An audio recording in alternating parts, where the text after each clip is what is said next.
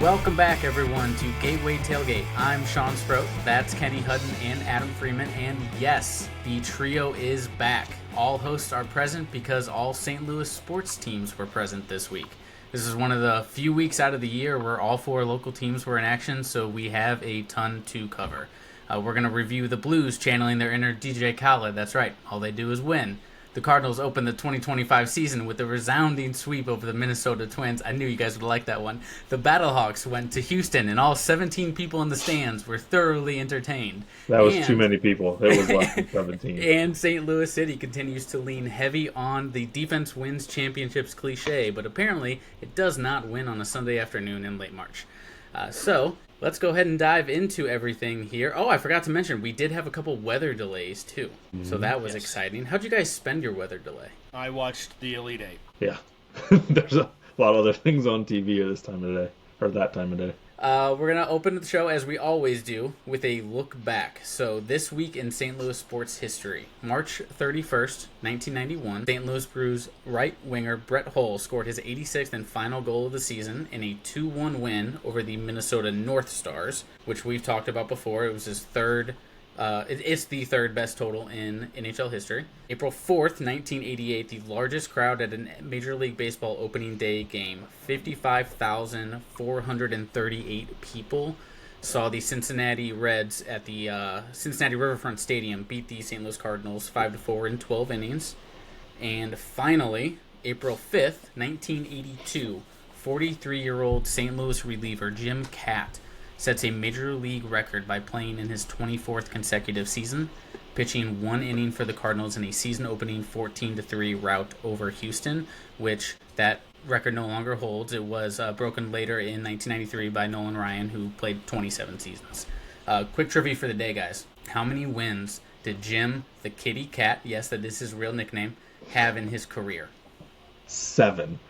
Well, hold on. I'm going to give you another guess, because a quick hint. He finished his long career as a reliever, but he started 625 of the 898 games he played in.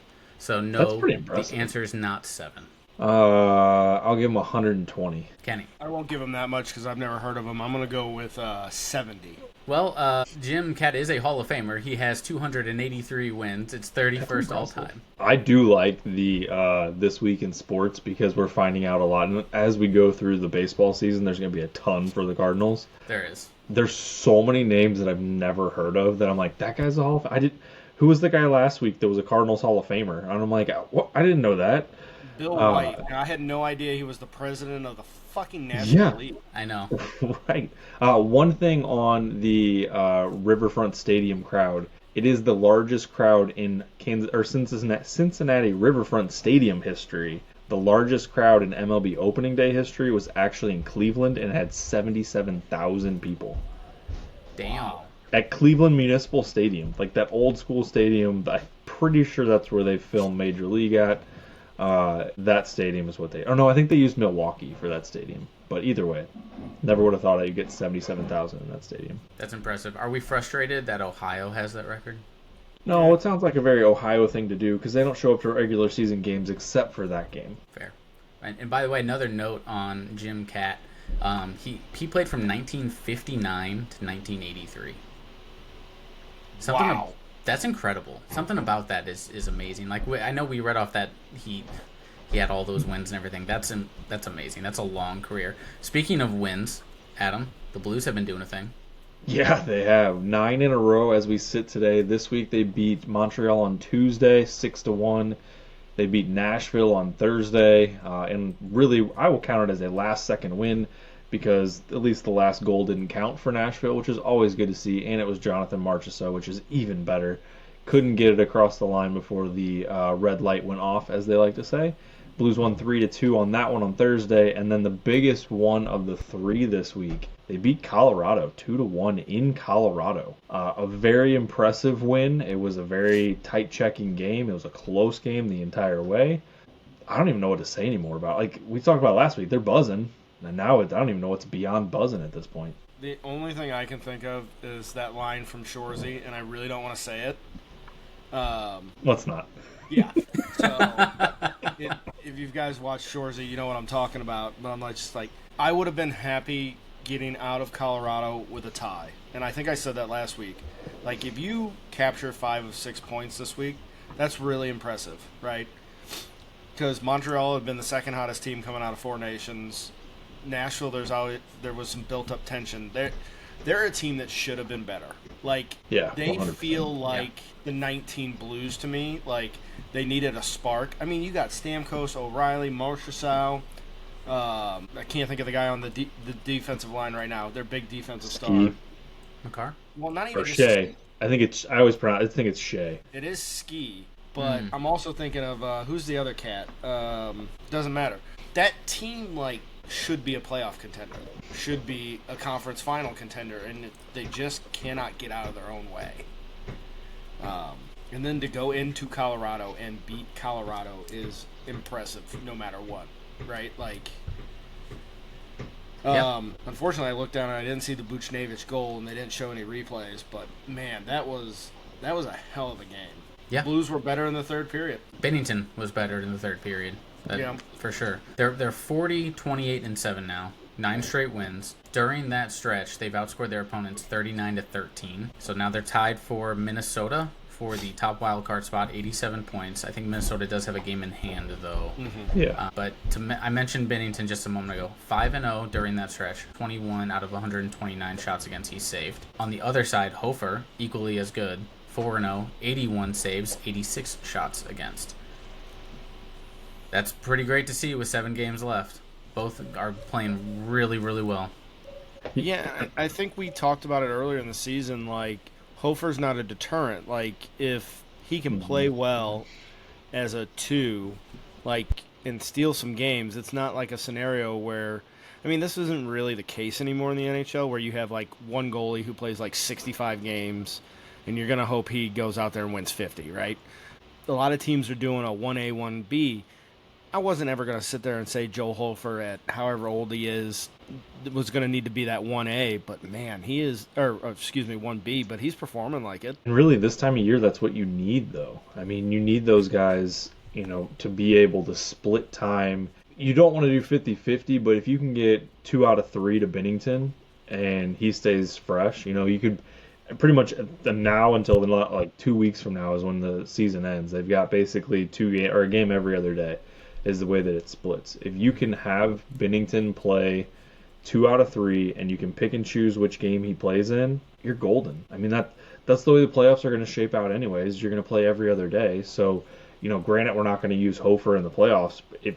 Maybe a game at the most. But if you can get him hot and keep him healthy and keep him on the right track, Bennington going in the playoffs is better than any goalie in the league. Oh, sorry, Sean, go ahead. No, it's good. I was going to say, I don't see a reason to not play Hofer in the playoffs. So, I mean, you have that option now. Yeah. And it's not like before the Blues where they had the tandem and you would question going to Allen or Elliott, or who was Miller's backup for the longest time, or was it Halak and Miller at that pair? So that feels right. Maybe I thought it was Halak and Elliott. I know that Halak spanned a couple different backups, and was a backup at one point. I don't know. It just it feels different. Even in 19, Bennington was hot. You rode him the entire way. In the end, I think that's what you do. I mean, you're not going to have Bobrovsky sit on the bench over anybody else. You just let the hot goalie go. What I was going to say is I think you needed Bennington to get a spark again. The Four Nations really seem to elevate his play, and he is a playoff goaltender. I mean, you're going to sit there and get Greg Wisnowski, or however you want to say his name, saying, oh, he's not a great goaltender. He gives up, 2.5 to 3 goals a game. Well, at this point, it doesn't matter, because once it becomes the playoffs, he's just got to keep, more pucks out of the net than his opponent across the ice, and I think he will. And another part of that, too, is Parayko going out. You imagine Montgomery probably came to him and said, hey, man, this is your time. The team is going to need you. This is your team. And he stepped up. It's been incredible. And now they have Dvorsky and potentially Snuggerud coming this upcoming week. Snuggerud should join the team on Monday. Do we think he gets into any of these last 7 games? Either of them? Even if he does, who do you take out when they've won 9 straight? I mean, I think the kid's got to play. So I could see Toropchenko getting a rest. I can see Foxa getting a rest, and you give the kid a couple minutes because at this point he's joining the NHL club. He's wasted that first year of the entry level deal because there's some caveats with him signing when he did. That was part of the incentivizing, like the to get him to sign that. That's from what I heard, that technically he doesn't have to play a game. Just signing it burns that year, right? Correct. Yeah, I mean, I think I would find a way to get him and Dvorsky on that third line. I think at some point we're going to see that, and you're going to have I forgot who was the odd man, or the odd man left in somebody's like hypothetical, but you would see him, Dvorsky, and I mean, worst case scenario, you're talking about maybe Bolduc on that line. I mean, that would be he's been that really would be good, insane. man. Bolduc's been really good this stretch. Yeah, I mean, you're talking about we have 7 forwards to play on the top 6 right now, and I would contemplate saying that you could even move up somebody like Foxa or Toropchenko into a 9 forward role, something like that. Now you're adding in Dvorsky, who once he gets associated, and Snuggerud, who once he gets associated to the team, you're adding in 2 more guys that could be top 9 forwards. This team could be very dangerous. And I think, honestly, down the stretch, Texier and Joseph are the 2 guys that get left out. Yeah. Those are the guys that I would most likely be sitting in and having the other 2 play. I mean, because we've talked about Jimmy Snuggerud for a while, and if the hype is to be believed, the kid is going to play, right? Like, okay, so Tuesday you play the Red Wings, and Thursday you play the Penguins, both, I believe, bottom feeders in they are. the East. Like, he better be playing. I don't want to see him get, like, 15-plus minutes, but if he gets anywhere from 7 to 10, I'd be happier than a pig in shit. Yeah, I think Pittsburgh is probably the ideal spot for both of them to play together on a line. I think having Snuggerud debut that day would be great. And then they have a tough stretch because I think it goes Colorado, Winnipeg, Edmonton before they get Seattle and Utah to finish out the season. So, maybe he plays in 1 or 2 of those games against Colorado, Winnipeg, and Edmonton. I think for sure he's playing Seattle and Utah. I mean, you almost have to at that point. Especially if they've pretty much sealed up a playoff spot. Does the playing time that they could see over these last 7 games, is it affected by the fact that the Blues could jump the Wild for the first wild card spot, and the fact that the Stars have won 5 in a row and might catch the Jets for the top?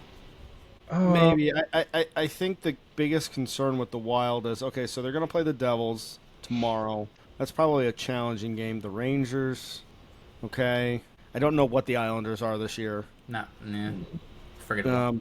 They're going to run into the 74 Stars. points, they're out of it. Like, if they lose tomorrow, the Wild I'm talking about, I could see Snuggerud and Dvorsky getting some time, right? Like, because you at that point, your game in hand, if you're, let's see here, the Wild's game in hand basically is done this weekend. Right.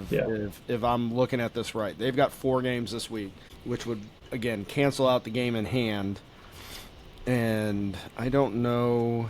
Sorry, I got to jump around here. Let's see here. Where are the Flames at? The Flames are at 80. Okay, so the Flames are basically done. Yeah, but they have 3 games in hand. That's the interesting part. They play, they still have 10 games left this year. So they were talking about this on 101. Basically, if the Blues keep winning, right now the Flames have to win all 3 of those games just to get within 1 point of them. So let's look at the Flames schedule while I'm at it. I got it up. They've got Colorado and Utah tomorrow, or Monday and Tuesday. Then they've got Anaheim and Vegas Thursday, Saturday. Monday, San Jose and Anaheim back-to-back Monday, Wednesday. I mean, their schedule is favorable. I mean, they should beat Utah. They should beat Anaheim. They should beat San Jose. Anaheim again, there's 4 wins. San Jose again is 5, and then the Kings is 6. So 6 out of 10. That gives them 12 points, 84. So they're still short. Or no, that would give them 92. Sorry, I'm off. Yeah, so 92. So the Blues still need to get some wins. That's the key. And Vancouver's right on they have to win the 2 games or whatever that they have in hand. I think if the Blues sit at a point per game over the last 7, so 7 points, I think that pretty much puts them in. I think Ferrario tweeted it out, and of course I can't find it anymore on Twitter, but it was basically like the Blues need 8 points to eliminate the Flames and make the Flames a non-contender. Yeah. So if you go out and get half of them this week, you're sitting in a pretty good spot. I mean, Money Puck has the Blues at an 85% chance to make the playoffs right now. That's even better than the Wild. So I think I'd be more worried if I was the Wild as far as potentially getting jumped. I mean, the Wild have more games against potential playoff teams than anybody. So Yeah. Interesting to see where it all lays out. We'll have the review for all the games coming up this week. Obviously next episode. But where are we going to next, Adam? So as we talked about at the top, almost every team won in St. Louis this week, and I said almost because one team did not. We should have started with this bullshit. We probably No, I put it right in the middle for a reason. We have a high note, we go down, and then we bring it back up. We wanted to skip the lull. So St. Louis City, they played Austin on the Sunday matinee game for MLS, and about as much attention as I want to give it, they lost 1-0. It was ugly. The last 5 minutes was the most offense we've seen all season from this team. Sean, what do you got to say? So, Olaf Milberg elects to start 5 center backs, 2 more on the bench. He also left 1 bench spot unoccupied. This was the game that Leuven was suspended due to 2 yellow cards received in the last game over a questionable call by the referee, which I think you guys did talk about a little bit last week. So Austin's new designated player, Murto Uzuni, had not been on the score sheet until this game. So he scored his first goal of the year in the 33rd minute. Osman Bukhari beats Nielsen v1. Nielsen's not a very good 1v1 defender anymore because of all of the 1,500 injuries he's had over the last 2 seasons. Squares the ball across the 18. Uzuni, 1 touch, shot deflects off Yarrow, pass Lund. That was basically the highlight of the game.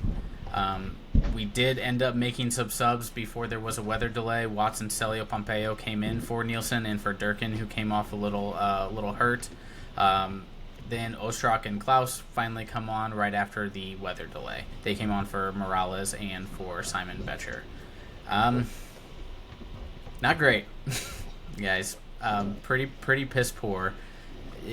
Starting 5 center backs and 3 defensive midfielders at home is a choice. Not one that I love by any stretch. Sitting João Klaus for the 2nd straight game. Don't love that. No, 3rd straight game. Apologize. He hasn't started a match since March 9th. The game we won 3-0 in LA, if I have to remind you. He's played 41 minutes in that stretch. He does not have a shot attempt during that time.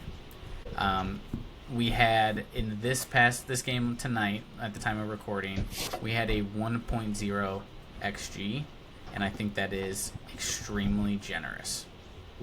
Kenny, you're shaking your head. I think we probably have a lot of the same thoughts. I've got some notes on individual players, but what are you thinking before I kind of give those? Okay, so here's my initial thoughts. You play 5 center backs and you let in that easiest cross I think I've seen in MLS. And, to me, if you're going to play that defensive, right, like we talked about it last week, it looks like they're parking the bus. I mean, we even tweeted it out that they're parking the bus. Mm-hmm. You better park the fucking bus, right? You cannot have that goal get scored. Also, your offensive attack at the end of the game was okay, but you had defensive players up there. Who's the Baumgartner? Rosenberger. The funniest thing about that was when he came on, the guy that was doing the color commentary goes, I think Baumgartner has 1 winning goal in his entire professional career of 12 years. I was like, man, that's not good. I get that he is a center back. You said he played at Aston Villa, right? Yes, and he was captain of the Swedish national team. Okay. Yeah. And how many World Cups has Sweden won? To my knowledge, 0. Okay, thank you. How many EPL championships did Aston Villa win? To my knowledge, 0. Thank you. Another one they were close on. What I will say is I feel like MLS is kind of like watching little kids soccer. I watched my daughter play this week, and it's just run towards the ball, just try to score, just try to score, just try to score. It's a different game than the European game. I don't think you can be successful just being defensive. And you know what? Also, too, I don't want to watch it. Right? My blood boiled. It's the 95th minute. You're in stoppage time, and you should be attacking, right? The referee's going to be maybe potentially a little generous, give you an extra 30 seconds, 45, whatever, and you kick the ball back. and you gave him an excuse to blow that whistle. How dumb is that strategy? Again, I'm not the soccer expert, but how dumb is that strategy? Your point saying it's boring and MLS is different than like the other leagues around the world.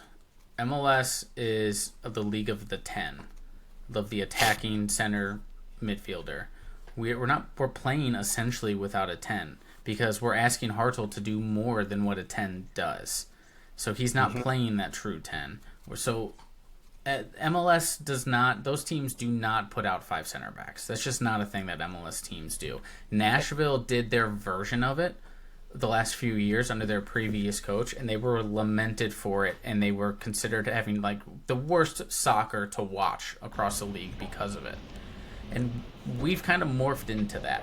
A couple notes, because I mentioned earlier I had some individual players. A lot of bad, one good.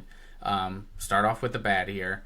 Hebert had multiple errant passes, and I'm just tired of having to highlight it every single week. He had a few in possession and more than a couple that should have started a transition attack if he had just picked out a teammate. He had a passing percentage of 76.7, which sounds bad but then you realize it was actually better than the last game where he had 71.8. Not good though still.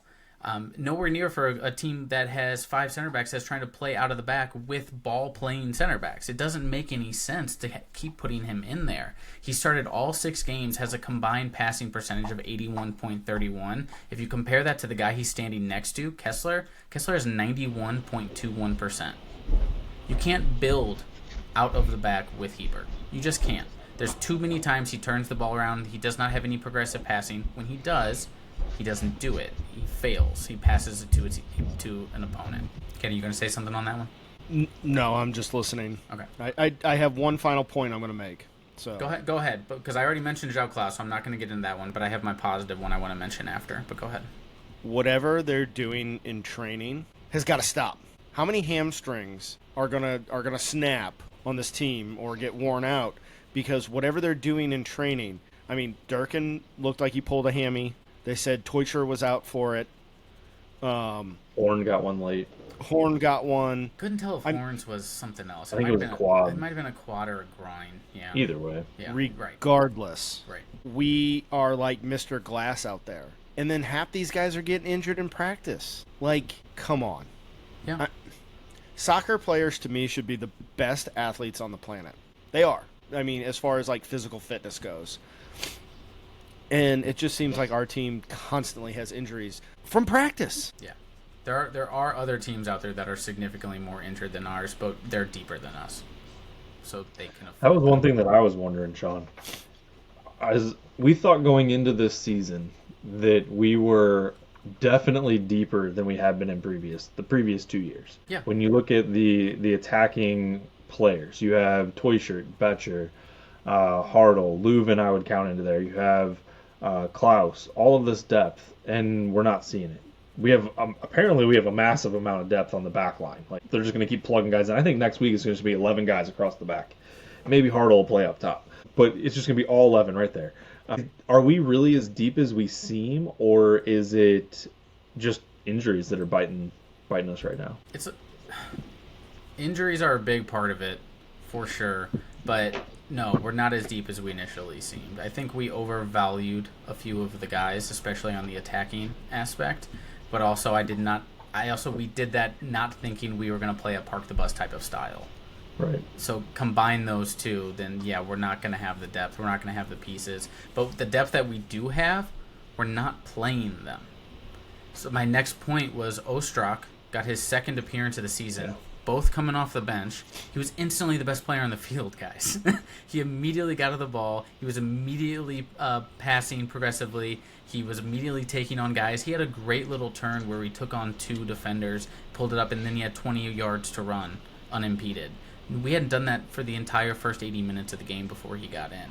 You'd think when Leuven, who really is our only guy on the field who does that on a night-to-night basis, is out with a red card, you would think the one other guy on the bench who has that ability would start in his place, but he didn't. And I feel like that's obvious, which makes me wonder why Melberg didn't see it. I mean, is he getting too much into strategy? Like, I know I almost said Atlanta. Austin has 3 DPs, so like they're clearly like they've got, and I think they're all forwards. Are they? They Correct? went really attacking heavy in the off season. Yeah. Okay, so I mean, like the center back choice kind of makes sense because of what he's said, but like to me, again, the point of all these sports we watch is to put something potentially round in a basket, in a net, hit a ball over the fence. Like, you're never going to win, and you play to win the game by putting the round ball in the big rectangle net. You play to win the game. Thanks, Herm. And again, it might just be I don't have a full understanding of the sport, but come on. Well, Like, no, the center backs actually make sense when you think of the attacking talent that Austin has, but it does not make sense to leave Klaus on the bench if that's the case, because you need a hold up forward. You need someone to hold the ball when you do get possession to allow those runners to, run off of the ball, because you don't have Leuven in there to do the running through the midfield that you would normally have. So why is Klaus on the bench? And then when you bring him in, you bring in a center back 10 minutes later who has only scored one professional goal, or I don't even know if he maybe scored in other competitions. I'm not sure, but it doesn't matter because he's a center back, and you play him at striker. You put him in an impossible situation. You got rid of Vasilev, who could have probably filled in that role. And again, I don't know exactly all the positions, but like you protected Kojima in the expansion draft, and then you went and traded him, and like he could have played that position. 5 games into the season, I'm already frustrated. Hopefully this is a learning moment. Hopefully this is something where he's going to say, like, hey, I can't play the defensive style that I would have played with Aston Villa in the Premier League. I can't play to avoid relegation. There is no relegation in MLS. You have to play to make the playoffs. You have to play an attacking style of soccer. Hopefully this is the wake-up call. All right, so let's jump to the other side of football. The Battlehawks and the UFL started their season this week on a Friday night game. I have some interesting points that I didn't even know about until I started researching the UFL today. But they did show up. They had more players on the field than were fans in the stands, which I thought was very... That's not true. They had 7,200 people there. Alleged. They sold that many tickets. I don't That think stadium holds 80,000. That's why it looked like there was 17 people I don't there. think they had 7,200. But also, that seems to be the trend with any game in the UFL other than being in St. Louis. San Antonio has some fans, right? Some, yeah. But Battlehawks played against the Houston Roughnecks on Friday night, kicking off the league. They should have started that game in St. Louis. I don't know why that game was a road game for St. Louis, but whatever. They come away with the win 31-6. Manny Wilkins, he goes 17-22 for 189 yards passing, which, guys, the UFL has got to get better at reporting their stats. Holy hell, their website is terrible trying to pull numbers. It is. I don't know who got rushing yards for the Battlehawks. I know we had 273 of them and 4 touchdowns. I know Sailors had a lot of that. Sailors had most of them now. Yeah, they split between two. One of the running backs had a 75-yard run that accounted for majority of his yards. And then I think Wilkins had 2 rushing touchdowns as well. Yeah, so overall pretty good. Houston looked terrible. Houston looked rough, pardon the pun. But yeah, what are your guys' thoughts early on in the season? I think in a league... Sorry, Sean. It looked like you were going to talk there. I was only going to say cacaw, and I was going to turn it over to Kenny, so go ahead. I think Manny Wilkins, Wilkins, brings an interesting dynamic that the Battlehawks lacked last year. I think A.J. McCarron was probably the best pocket passer in the league. The issue is with this league, you cannot have a pocket passer. It's more of the college style. You've got to have somebody who's got some mobility. And you saw that with the Battlehawks game plan. He checked down. I mean, they have Hakeem Butler, who was the leading receiver last year, and I think he only had a handful of targets because, if he's covered and then the next guy's covered, I'm just going to go. Because the lines don't hold up as well, and, the defensive line isn't as fast. So you got to have a mobile quarterback, and a mobile quarterback who makes smart decisions, because I saw it today. I watched the end of the Birmingham, and they were playing the Defenders. Tiamu makes a great play to basically extend the drive. Birmingham gets the ball back after a field goal, and their quarterback could not make a decision. And he got sacked twice to end the game. So I liked what I saw of the Battlehawks. Rodrigo Blankenship, man, knowing you have somebody in the UFL who can kick a field goal 50 yards is going to be money for the Battlehawks too. Sean, do you have anything other than good call? No, not really. I was just kind of mirror actually pretty much what Kenny said. I was just looking up to see, like, I was trying to look up overalls of the different teams over the last couple of years to see, because I feel like Battlehawks have got to be near the top, but it was not important. Yeah, you're not going to find it. I can't find it on their website, so it doesn't The matter. other point that I wanted to make about just the UFL in general. So we know it was XFL and USFL. Last year they merged. Now you have the XFL has a division, the USFL has a division. They're the UFL. Second year of the UFL. Did you guys know there's already a labor dispute going on? Doesn't shock me. No, I did not know that. So I'm researching, just trying to find stuff on the UFL, trying to get this stuff, and all now that I can find is that apparently they have already filed 10 complaints with the National Labor Bureau, I believe, about working conditions and stuff like that. They're trying to put together a CBA in order to gain either more salary or full year-round health care, because they don't have year-round health care. Wow. And they were trying to, I guess, write a letter that they were going to give to The Rock, because he was supposed to be at the opening game on Friday. But, yep, there you go, Kenny. Way to support. But apparently there was some issue with his flight, and he didn't show up for the game, so they couldn't hand deliver him a letter, which I thought was the stupidest thing in the world. How long does the UFL last? You have very, very low attendance anywhere except for really St. Louis. Like, let's be honest. Other than what St. Louis had last year, attendance was minimal. You had a couple games that were higher. You know, Detroit had usually a decent attendance, but not the 30+ thousand that St. Louis had. Can this league really go much further? So I feel like they're on borrowed time. St. Louis averages about 34,000 fans. The next closest is San Antonio with 14.4. There's a couple that are down in about the 5,000-6,000 range. Mm-hmm. If you're not, most sports leagues, most sports teams make their money from game day revenue. If you're not making that from an individual team standpoint, you're not going to be around for very long. Well, So, I think it's unfortunate because Jess said something when I was watching the game the other day. I think it was yesterday's game. She's like, there's just not a lot of people there. I'm like, yeah, the problem is there's no draw. Football will have fans no matter what. Arena football had fans no matter what, because it had an essence to it that was different than anything else. You know, it was like watching hockey with guys in bigger pads and they were throwing the ball instead of hitting it with a stick. It was a completely different thing, so it drew the fans to that game. All that this is a duplication of the NFL, and there's no players to market behind it.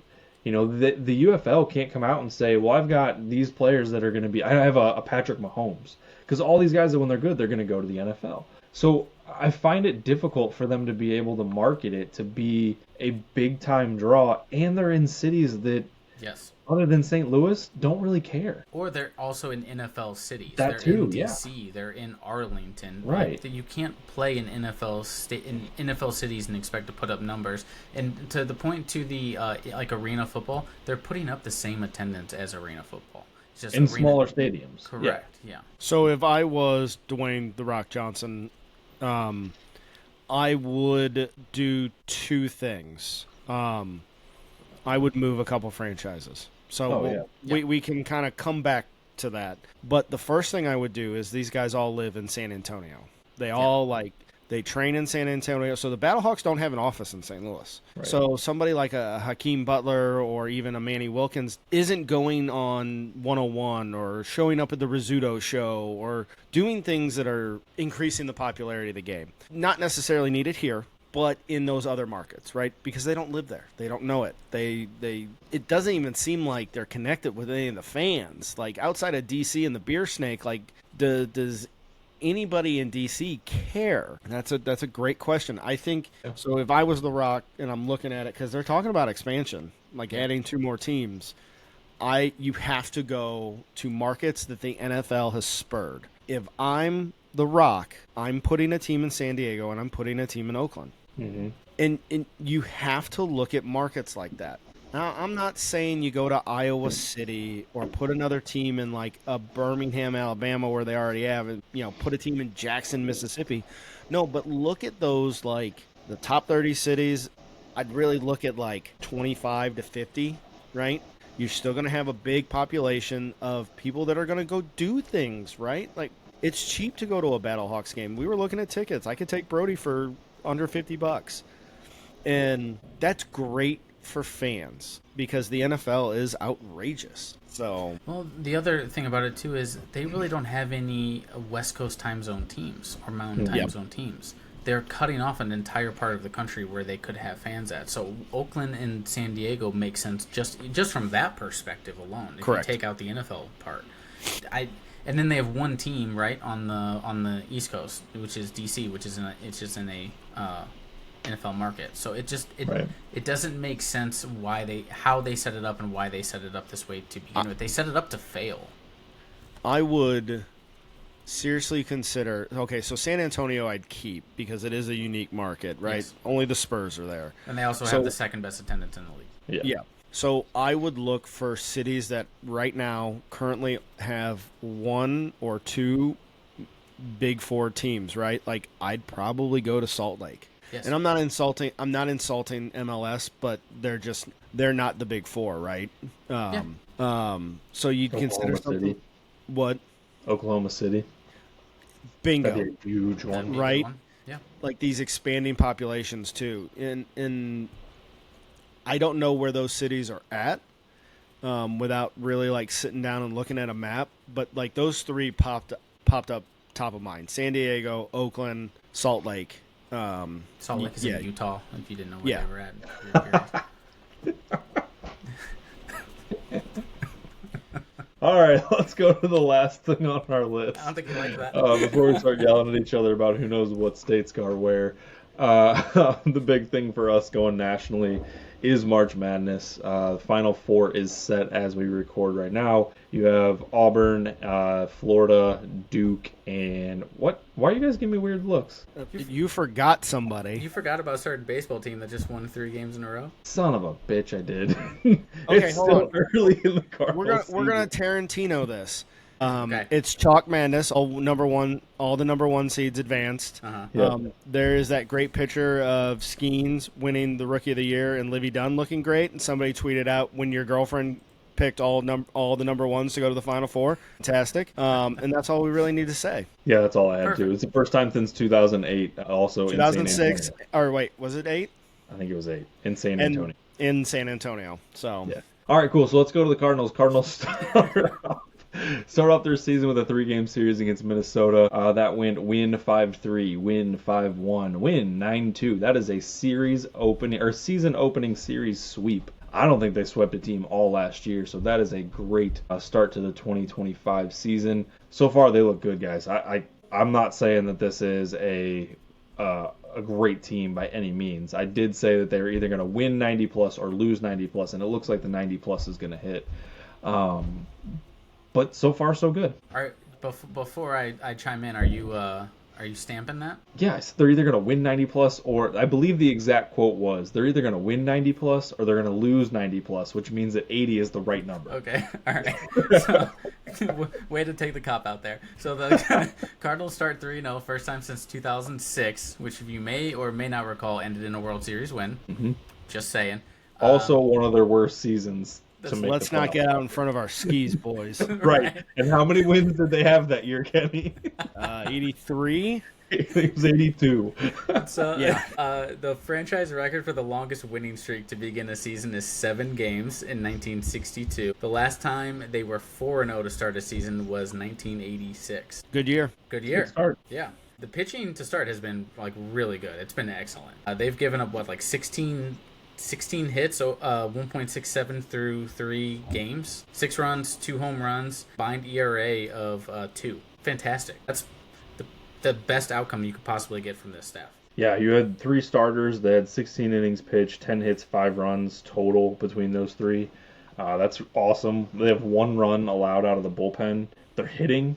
Nato's 5 for 11, Nootbaar's 4 for 10. With 4 RBIs. Really, the only 2 that aren't hitting right now are Contreras and Wynn. Contreras is kind of worrisome. Wynn is just the exact same thing that he was coming out of spring training. But He's so getting far, walks, I though. mean, He's yeah. getting walks, which is fine for your 9-hole hitter. And in reality, if your 9-hole hitter is just moving a guy over, that guy that he's moving over is Victor Scott, who has 3 stolen bases in 3 games. Yeah, which I don't remember the last time we've seen that. Vince Coleman. Probably. Tony Womack in 04. Oh, man, you're right. Oh my god. I think Vigna had a good year in there with speed, too. But... And the only reason I remember 04 specifically is because I remember my dad and I were really excited for this team, and Tony Womack stole a base in the first game. It might have been the first inning, and I turned to him and I was like, I don't think I've ever seen a Cardinal steal a base. Yeah. Like that. Just like that insane speed. 5 runs, 9 runs. Thank you, I get my 60-cent drink tomorrow. It's the most important part of the day. That's right. This is a team that is hitting the ball, like it at least appears to be hitting the ball well. My rule is position coaches, bench coaches, blah, blah, blah, blah, blah. In any sport, I really should know your name, right? With the exception of the one-offs. Like, I know all the Mizzou coaches. But, like, when I was at school, Matt Eberflus didn't even know he was a defensive coordinator. Found out he was, like 10 years later. I feel like you shouldn't know any of those guys' names. So I already know the hitting coach's name, so I don't know if this is a good thing or a bad thing. But Brant Brown, whatever he's doing seems to be working as of now. The guys He has are a totally just, different philosophy. That's the part of it. Yeah, and they're talking very highly of him, which is, I mean, small sample size, but it seems to be working. When you compare that to last year and the year before that, night and day. Yeah, Jeff Albers was very individualized. He would talk to 1 or 2 guys and let everybody else kind of do their own thing. I mean, there was a picture, I believe it was from yesterday's game. The Twins were doing a pitching change, and Brant Brown had every player on the lineup up against the railing looking at his iPad and talking to him. Like, you don't see that very often, and maybe that's just early season start and that's how we're going to run things, but it's a good start for a team that did not hit very well last year, for a team that struggled with runners in scoring position last year, for a team that just struggled all around. They needed 3 games out of the bat to come out and win 3 games, and they had the Angels for 3 more early this week. They Monday, Tuesday, Wednesday they play the Angels. Oh, and by the way, then they go to Boston. Boston's not that great either. So coming out of the gate with a 9-game set like that couldn't have been any better for them. Winning the first 3 is perfect. I feel like there's a lot of guys on this roster that it's all mental.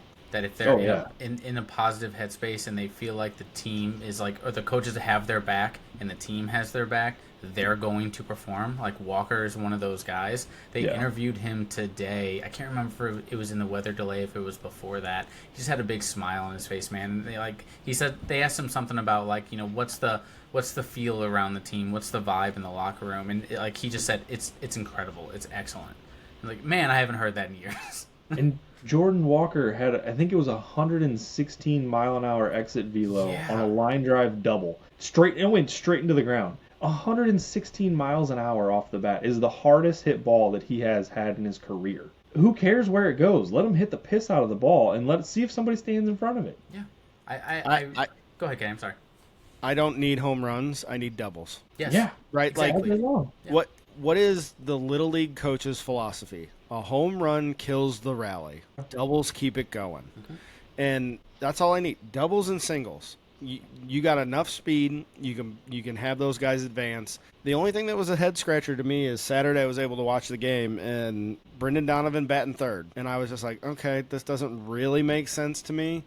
But Arenado hitting fourth does. So, and I think it's because Donovan takes really good at bats, and he gets on base in front of Arenado, and he's going to stretch out a 7 to 10 at bat right before you get to Arenado.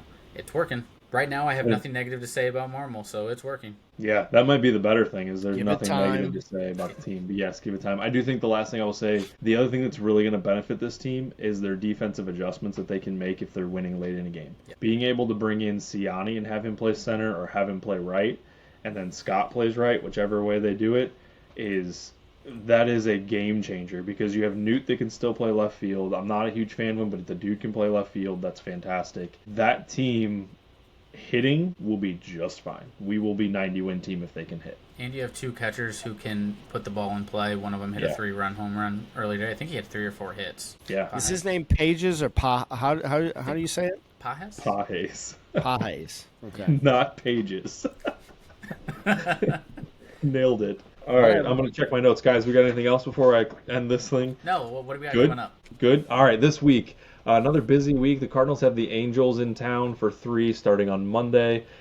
Friday, they go to Boston for Boston's home opener, so they're Friday, Saturday, Sunday, that series. City has Sporting Kansas on Saturday. They're in Kansas, right? Yes. Oh, that sucks. The Battlehawks are home for their home opener on Sunday against San Antonio, and then the Blues got another busy week. Tuesday at home against Detroit, Thursday at home against Pittsburgh, Saturday on the road at Colorado. And Kenny, where can people find Oh, wait, no, us for flip all that. Stop that, flip that, and reverse it. They're on the road for Detroit and Pittsburgh. They're at home against Colorado. Perfect, thank you. Kenny, where can people find us to get all those reviews? People can find me at the Dome at America Center on Sunday at the Battlehawks game. You can also find us on Gateway Tailgate Podcast on YouTube, Twitter, Instagram. Maybe. I don't know. We're still locked out. Sorry. And then TikTok. I'll get it up. I'll get the shorts going here soon. So. All right. Cool. I've had 2 vacations since we decided to kind of rebrand this and restart. So yeah, none of that was approved. We talked about that. That is going to be coming out of your PTO. I have not been a help. All right, let's get out of here. Hopefully another week full of wins for the Blues. Hopefully City rights the ship, and please, dear God, beat Kansas. I cannot deal with that if they lose that game. But anyway, let's get out of here. Everybody have a good rest of your week, and we'll see you on Monday. Bye. Adios.